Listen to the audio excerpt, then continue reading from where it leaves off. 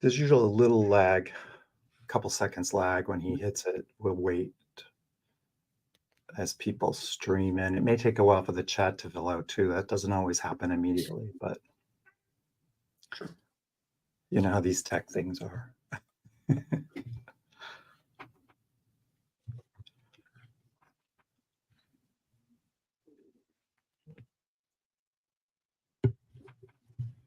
I think we're live. Yeah.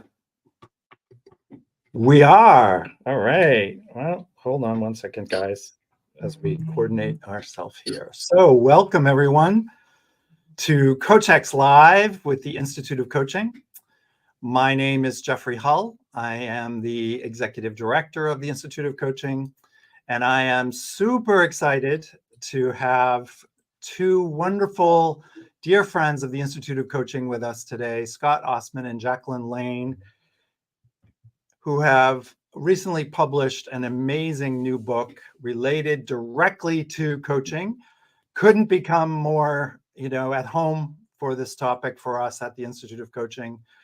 And it is called Becoming Coachable, Unleashing the Power of Executive Coaching to Transform Your Leadership and Life. So I absolutely devoured this book. And as I was reading it, I was thinking to myself, I really wish I'd had this about 20 years ago when I first started coaching. Very reluctant folks who were like, what is coaching? And why do I need that? And what am I going to do with it? But never too late, as coaching has become one of the fastest growing professions in the world, and more executives and leaders of all stripes at all levels are looking to get the benefits of coaching, trying to understand what it is, looking to explore whether or not it's something that they want to take advantage of. And as coaches, I think it's safe to say this book really gives us a tool, an access route to supporting them in making that important decision and how it can potentially change their life. So I'm really excited about it. And many of you in our audience will know a certain guy in the background who's on the road, but this book also has a third author, Marshall Goldsmith, the #1 coach in the world, the gentleman responsible for many top bestsellers related to leadership and coaching, a dear friend of myself and Jacquelyn and Scott, and also the founder of 100 Coaches, which many of our colleagues at the Institute of Coaching are aware of and involved in. So we are sending our love to Marshall. He's out on the road today, but his footprints and handprints and thoughts are all throughout this book. So we want to make sure that people are aware that he was very actively involved in this. So before I get started with my questions, I just want to say hello to everyone coming in from around the world. Let me see if I can check to see that this is working. Susan's there, Brian's there. Okay, so welcome folks from around the world. Take a minute to say hello from wherever you are. We always have an incredibly international audience. See, there's someone from Portugal coming in to join us. So as they stream in, let me just take a minute to give a little background on Jacquelyn and Scott, if you haven't been familiar with them before. So Scott Osman is the founder, along with Marshall Goldsmith, and the CEO of 100 Coaches. And he runs the 100 Coaches Agency, which is a co-designer of a proprietary curation process for what he calls the relationship first philosophy in terms of finding the right coach and building the connection with the executive coaching community and leaders around the world. In his role as the CEO of this agency, he leads the company, creates the vision, and focuses on partnerships and business development, basically a leading light of the 100 Coaches community that he co-founded with Marshall in 2016.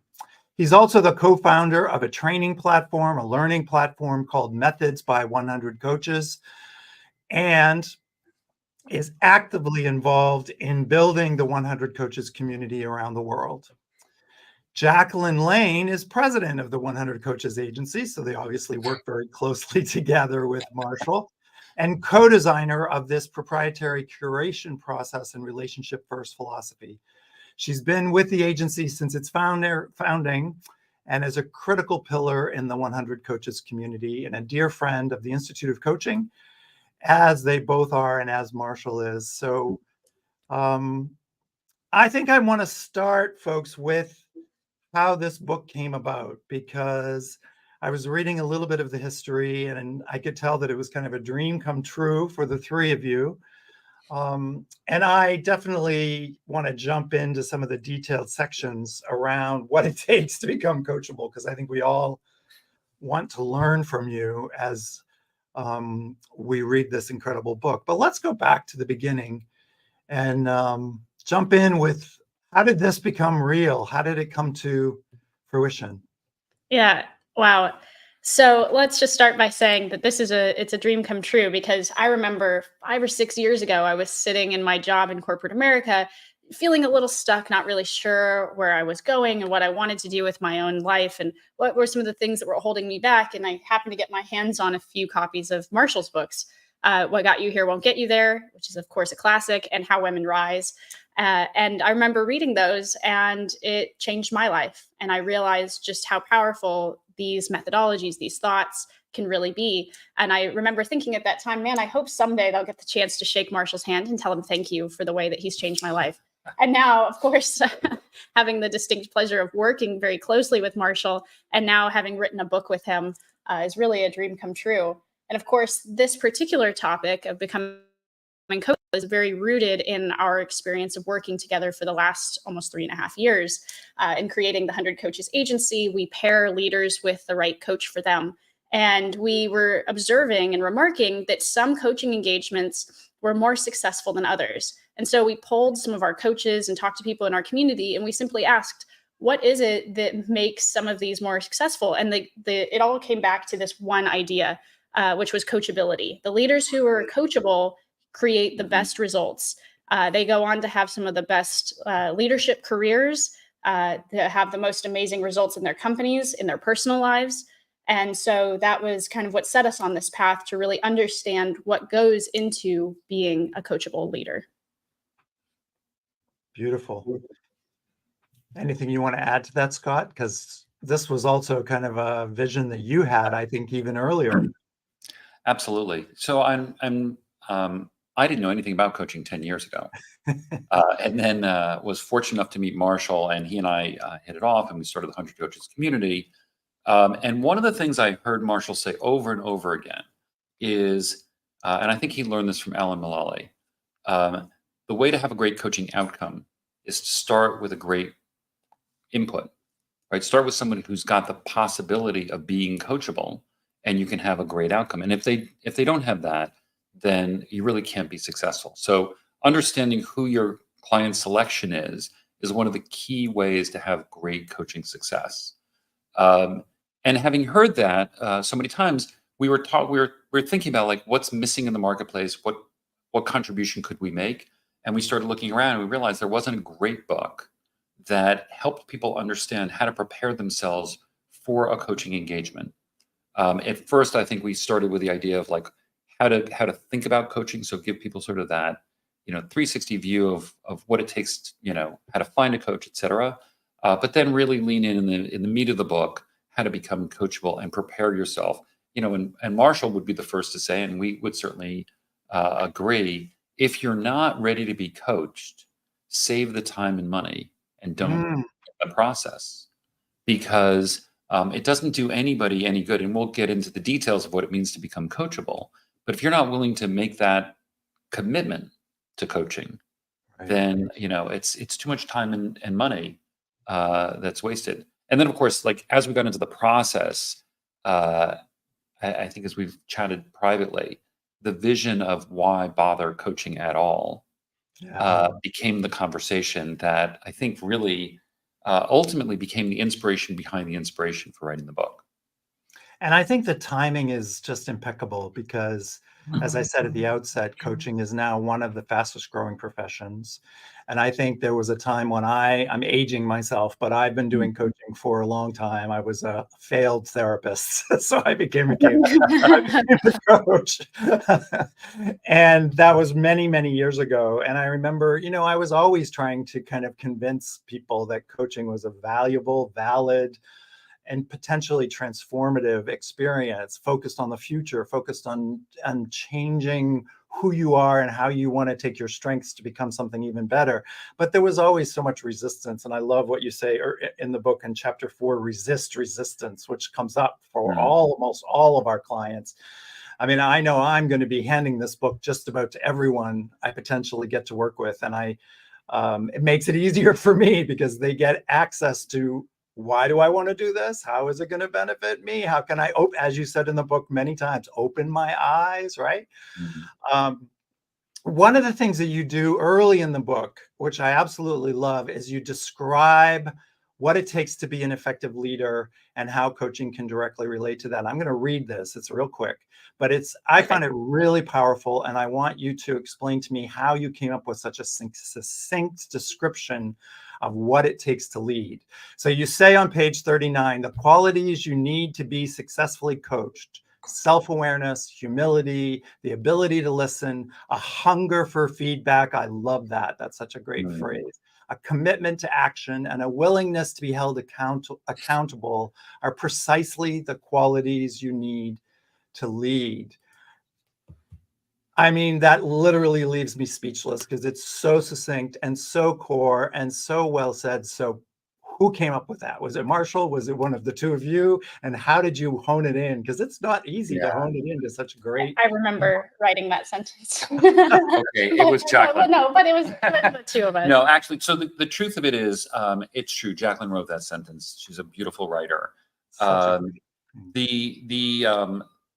wisdom behind the sentence came from our experience at the agency over the course of years, in working with and listening to the best coaches in the world, and hearing what it takes to become coachable and their experiences with people. And I think that that sentence in particular was written probably after we had written the book. Yes. And we already had the foundation of, chapter of section 2, what it takes to become coachable. And this is sort of a short, like you said, beautifully succinct version of that. But yeah, I mean, it's the epiphany that we had, because we went into the book thinking like coachable, and then at some moment we had this epiphany that the same things that make people coachable make them a better leader, make them a better human being, and actually create the potential for flourishing that we talk about in part 3. Right. And it was really, I think it was one of those moments where like a hush falls over the room when you see all of the pieces falling together and you realize that, intentionally or not, we've stumbled into something that we think is really meaningful and profound, and really proud to be out in the world. Yeah, and it's just beautifully summarizes. I think you have a whole section on feedback, and it's really powerful because obviously Marshall came up with the idea of feed forward, and it's become fairly well known to many of us, this idea of treating feedback not as something that is painful, but as something as an opportunity to stretch what you already do well. And yet, the reality is many of us, including me, I have to admit, I'm human too, right? And I'm running a team with folks at the Institute of Coaching, and I'm always a little bit hesitant to get feedback. And so say more about this section of the book called Resist Resistance, because this is also a really powerful part of what you're writing about, and how to overcome your own angst, basically. Yeah, you and me both, Jeff. I think each of us have our own kind of sticking point in the process of becoming coachable. To put it simply, our 4 pieces are: you have to be open to change, open to feedback, open to taking action, and open to being held accountable. Right. Mine for sure is being open to feedback. That is my Achilles heel. Because, and it's because when someone says to you, "Can I give you some feedback?" they are rarely telling you something that you're going to like to hear.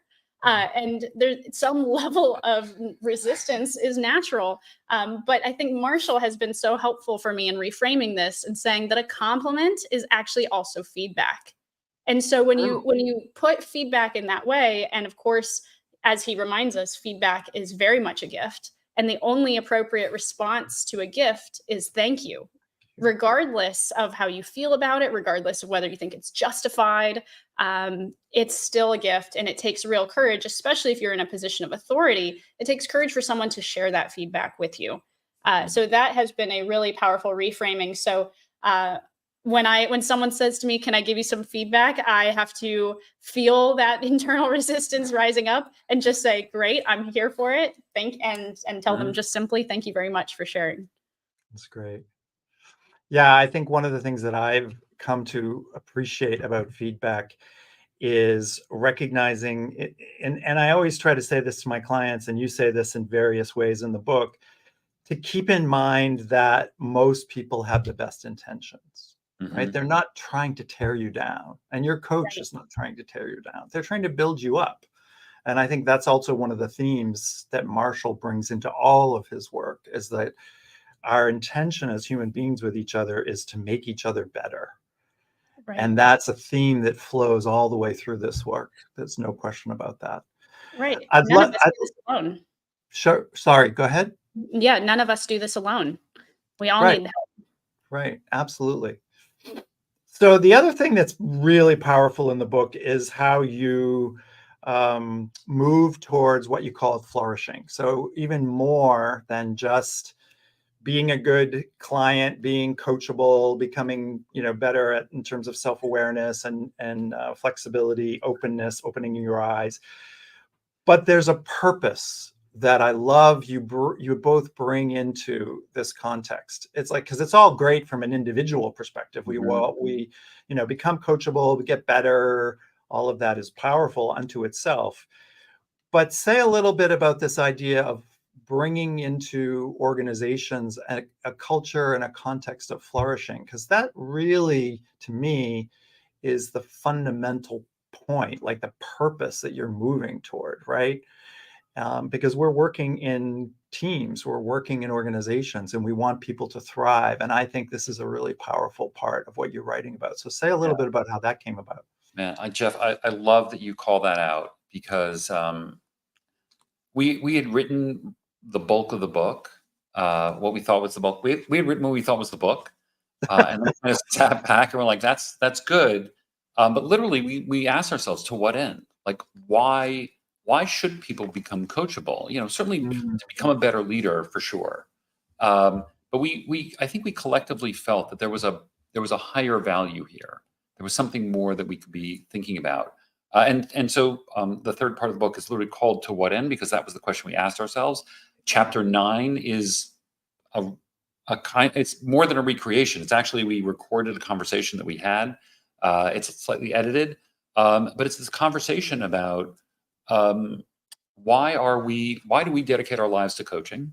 Why should leaders become better leaders? And what is the impact that we can have on the world if we do that? Part of that came, we looked in chapter 8, you'll see there's sort of this framework of leadership. We have, people who go from, the axis is from me to we on the x-axis, and from extraction to expansion on the y-axis.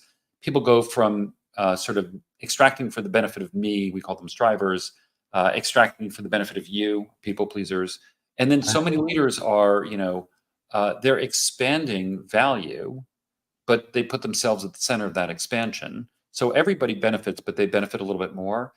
And then there's the flourishing leader who takes himself or herself out of the equation and says, I don't need to pull things out for me. If I create more value in total, we will all benefit together. We'll all rise together. And that is such a powerful insight and inspiration that we really dedicated the whole sort of last part of the book Right. to that idea. And I have to say, we kind of hedged our bets a little bit at the beginning of that part. We're like, you know what, if you feel like you've gotten everything you needed from the book, you can stop right here. But we just want to share this last part. And it's turned out to be, I think, the part that really resonates the most, Right. is that people are ready for the flourishing inspiration and to lead with flourishing. Do you want to add something? Yeah. Yeah. Well, I love this idea of flourishing, and the word flourishing, we chose it specifically because it has this connotation of an environment that thriving, like a single person might be able to thrive, for example, while people around them are not. But the idea of flourishing is so deeply rooted in an environment and a context in which everyone is together. So you wouldn't call one flower in a field flourishing while all the others are dying. You would only say that that's a flourishing scene if they are all really rising, thriving, flourishing together.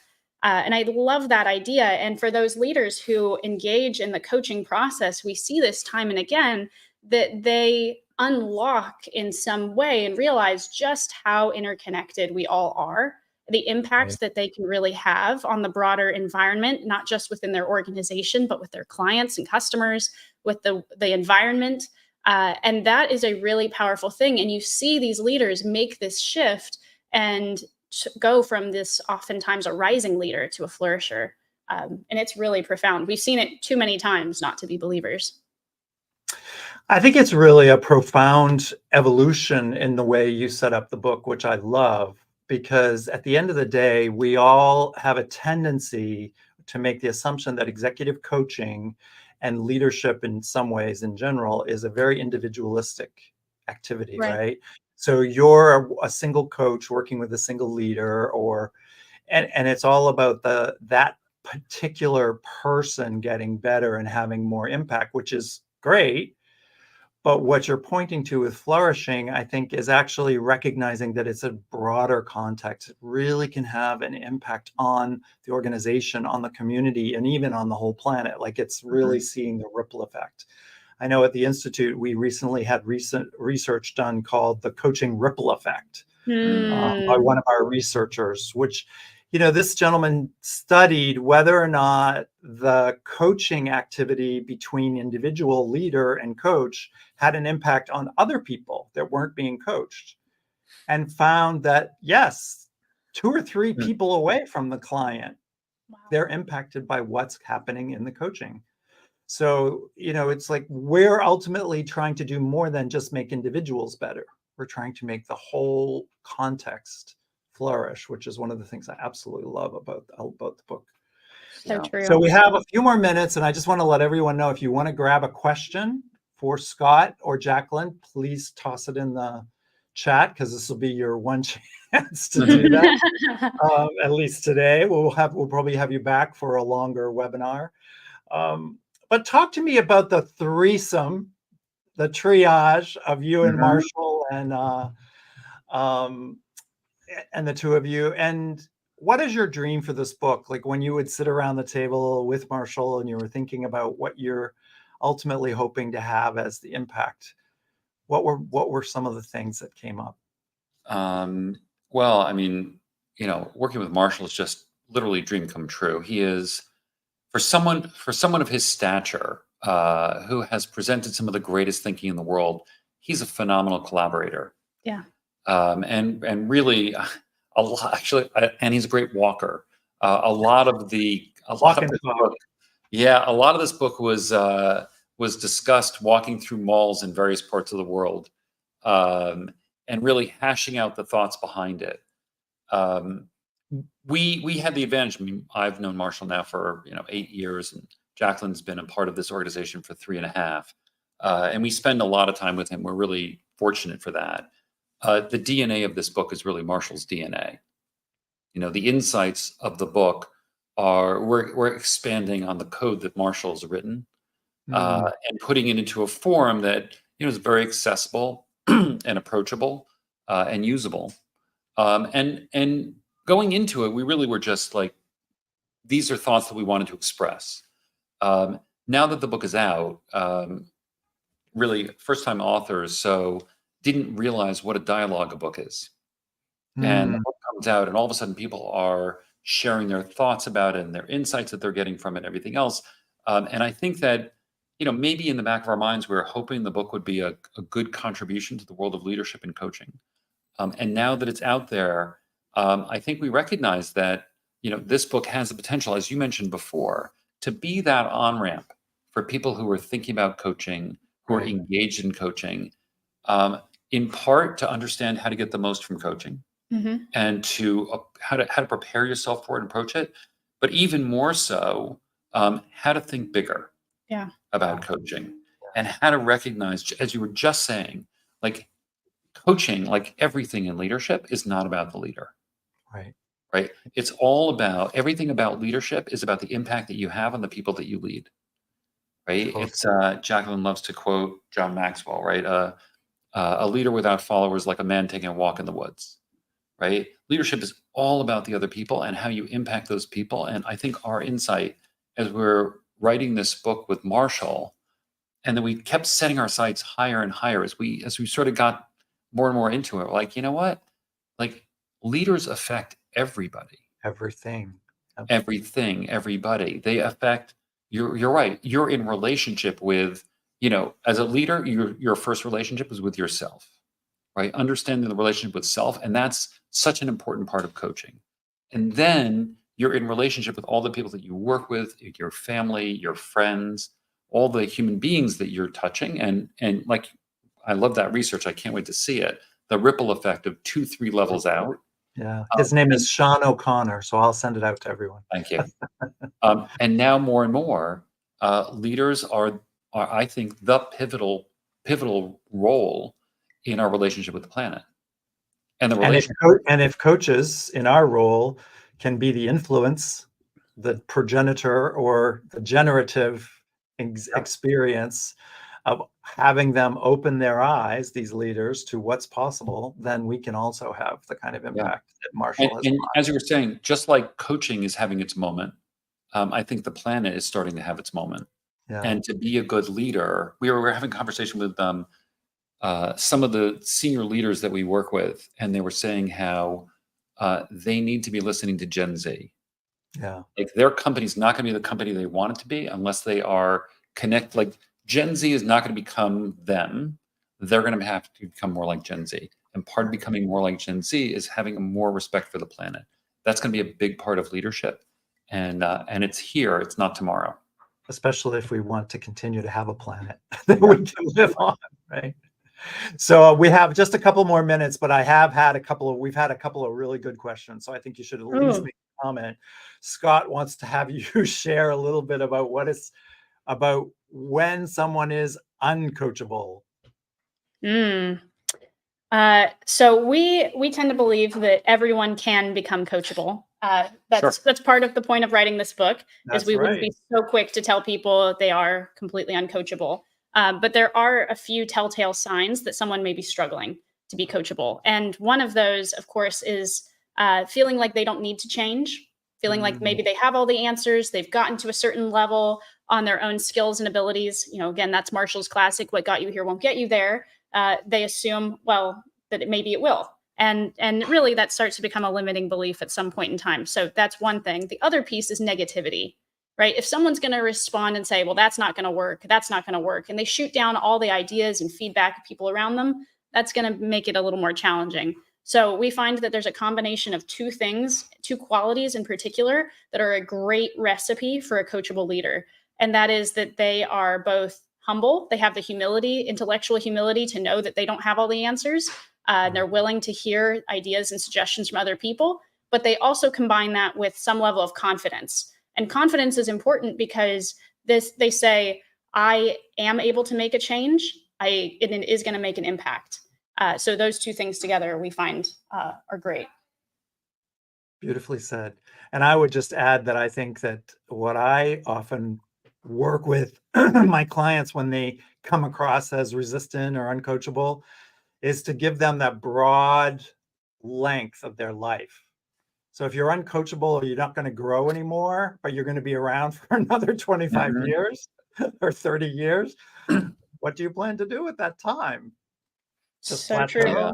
right? So anyway, that's one of my themes for trying to shift the energy of that uncoachability into maybe it's worth growing because you're still here. You still got a long way to go.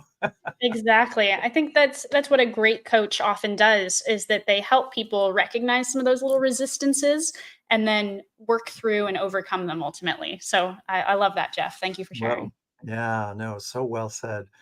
Well, can you imagine we've already used up 30 minutes? Oh, no.